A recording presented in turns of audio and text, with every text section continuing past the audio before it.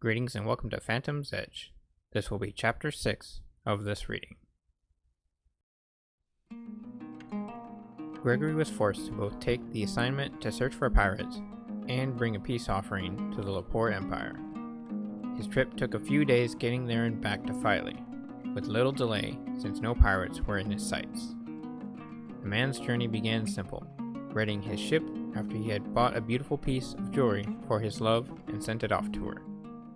Afterwards, he sailed to Mongoma, the island of the Lepores. He was to present both a legal document for a truce, while also giving the Lepore Emperor a well-crafted saber sword that was capable of breaking steel without damaging itself. As the patronage two docked at the Emperor's privately owned shore, heavily guarded to keep all intruders from entering at random, Gregory and his Perseone Raccoon Lieutenant Commander, Marilyn, were escorted by 4 large Lepore guards to the palace. The bureaucracy soldiers felt no fear in leaving their subordinates behind to watch the vessel, while they also felt no excitement as they came to enter the palace. In the Emperor's throne room, the 2 bureau soldiers found themselves greatly outnumbered. Several Lepore warriors were all along the edges of the room, with 2 guards to each door leading to another area in the palace. There were also 4 guards around the Emperor and Empress thrones, 2 at the left corners where the Queen sat, and 2 at the right where the King sat. 4 Lepores that escorted the soldiers stopped halfway across the red rug to their leader, moving to kneel and bow before him. The bureau soldiers took a few more strides before doing so as well in respect for a moment, then stood up afterwards. The Emperor stood nearly 8 feet high as he motioned down the few steps from his throne, getting his footage level with the soldiers as he stood about 3 feet away from them. He had 2 large broadswords hung on his back, while he had a powerful rifle strapped to his left side with the handle aimed forward slightly. Funny enough, the swords were heavy, but his rifle looked very light, as if he could wield it one-handed with little to no effort in its use. None of his weapons, though, ever interfered with sitting in his throne, which was specially constructed to allow him to sit with them strapped on. The black-furred Lepore glared at the bureau soldiers with slight anger, thinking they had nothing to offer and they were intruding on his glorious grounds with no true intentions. After a few seconds, the Emperor asked, "What is it, Captain Gregory of the bureaucracy?" "Emperor Phytogras," the captain announced. "I have been informed to ask of you a peace treaty, to unite our forces and bring an end to all war. And before you think of how to respond, regardless of how it may be, I also present you this." Immediately, the Emperor drew his rifle one-handed in his right grip, pointing the barrel directly at the Kanai's forehead as he exclaimed, "Don't ever tell me what I can and can't think, filth." Gregory raised his hands as a means for surrender, while he kept his sights on the Lepore and said, "Sorry, Your Majesty." As the Emperor lowered his weapon to place it back at his waist side, Kanai went to show what his lieutenant commander was holding. It was a special offering saber, wrapped in a royal blue and golden-edged cloth. The lieutenant commander handed the sword over to the Emperor, bowing her head as she did so. Phytogras took hold of the sheathed blade with his left hand, finding it was quite small for his taste in weaponry, while the soldier lowered her hands and looked back up at the Emperor. As the Lepore unwrapped the sword to examine it, Gregory said, "It is handcrafted by our finest blacksmith, designed to break any and all steel-crafted weaponry known to man. Its lightweight body allows for quick and swift strikes. Its durability is tremendously great, just about nothing can break it, and damages are easily fixable." The Emperor unsheathed the saber, examining the blade for a moment, then purposely dropped it. As the sword hit the ground near his feet, lying flat, he tossed the sheath aside and reached for one of his broadswords with his right hand. He swung the enormous blade around to aim the tip down, using it to stab at the saber. Phytogras' sword both shattered the saber on impact and stabbed a foot deep into the stone hard floor, proving it was no match for his own craftsmanship. Bureau soldiers glanced down only with their eyes at what they noticed with the offering, then looked up at the Lepore as the Emperor said, "You dare come into my home with such petty craftsmanship as a means to bring forth a peace treaty? I'd rather shake hands with the dual-edged demon himself." Radagras jerked his weapon from the ground and motioned to place it on his back once more, then continued, "My stone swords, handcrafted by my great-great-great-grandfather, are the most powerful and most durable weapons in my entire military arsenal. What means do I have in using something that can't even withstand a gentle strike of either Kekai or Kokai, let alone unable to fit my grasp?" Lieutenant Commander Marilyn glanced over at her captain, while Gregory said, "Very well then. I'm sorry for intruding in on your gracious household. The bureaucracy will be leaving now."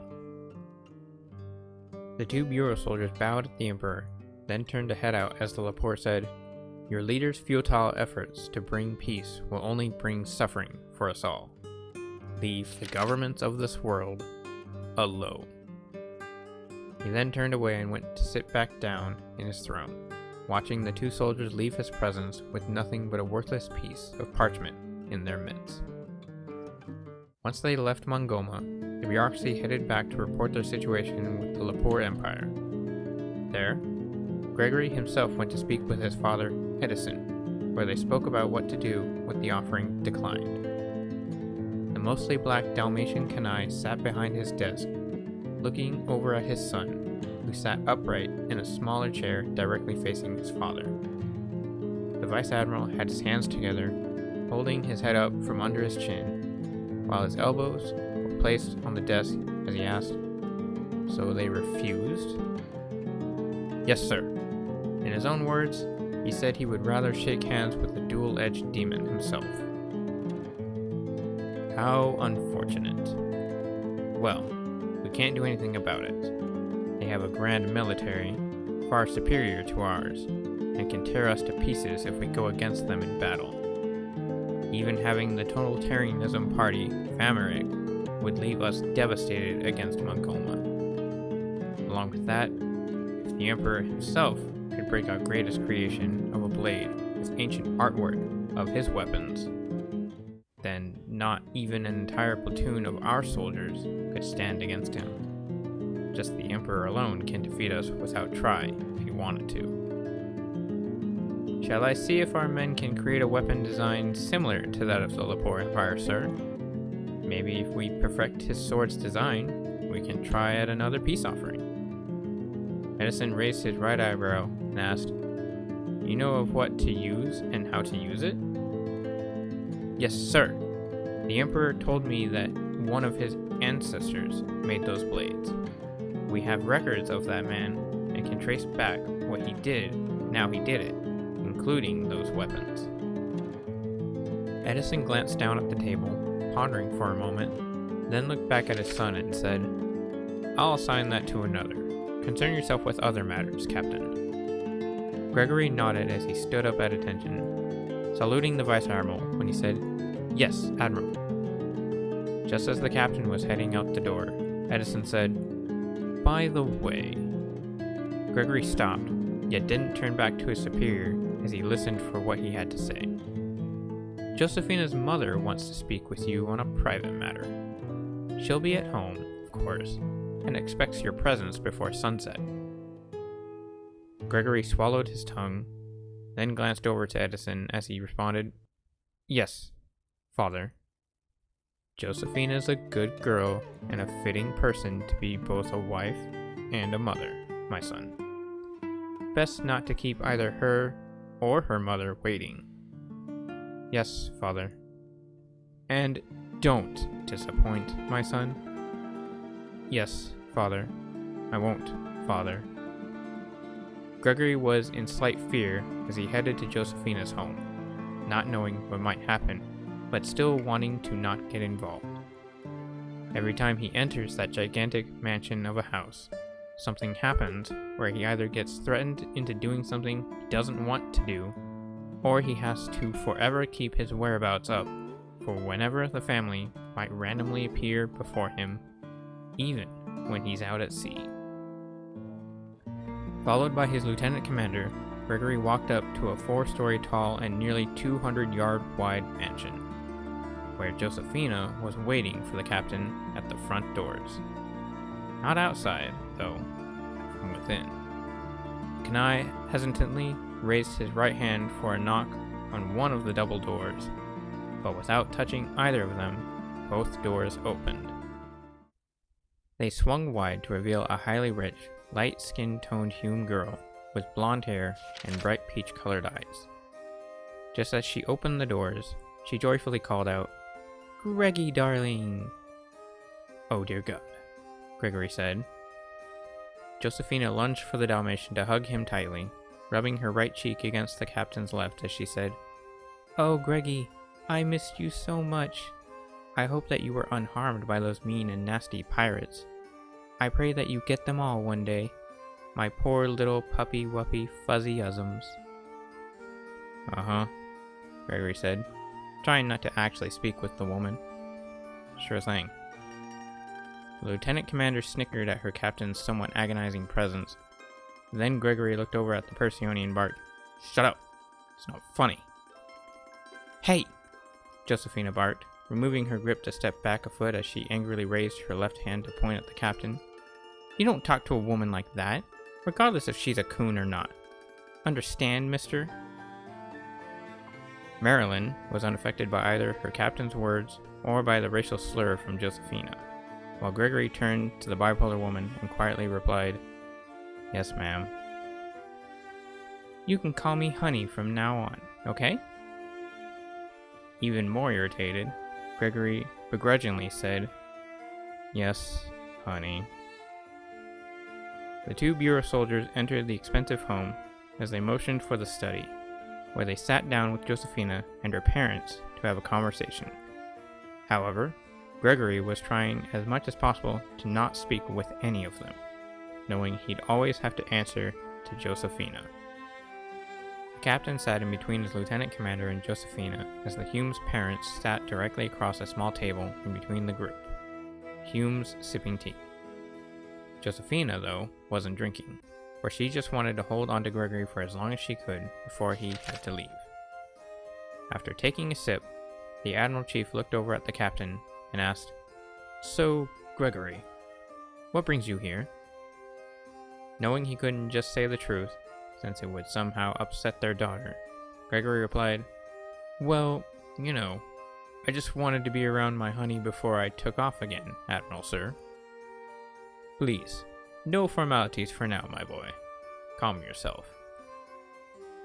Yes, Cornelius." Josephina tightened her hug on Gregory as she giggled. Then the mother said, "I'm surprised to see a Perseone such as yourself high in the military, Miss Marilyn, is it?" The lieutenant commander just stared down at the table, wanting not to respond, but said, "Captain Gregory personally assigned me to this position, madam. It was quite an honor."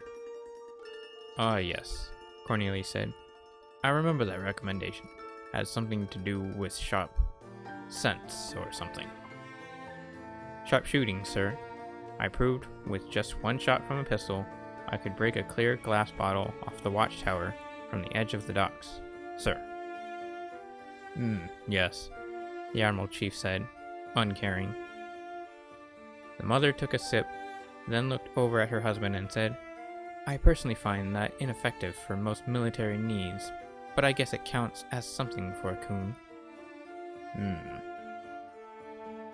Finally having enough of the insults, Marilyn thought of how to leave as she gently put her cup down and glanced over at the Kenai and said, "I'll go prep the patronage too, Captain." "Sure thing," Gregory said, unable to really move from his uncomfortable position. As the lieutenant commander left, the mother placed her cup down as she said, "Josephina, please let Captain Gregory go a moment. I need to speak with him." "Yes, mother," Josephina complied as she sat up in her chair, amazingly releasing the Kenai. The mother stood up and turned to head for the garden, while she said, "Follow me, Gregory."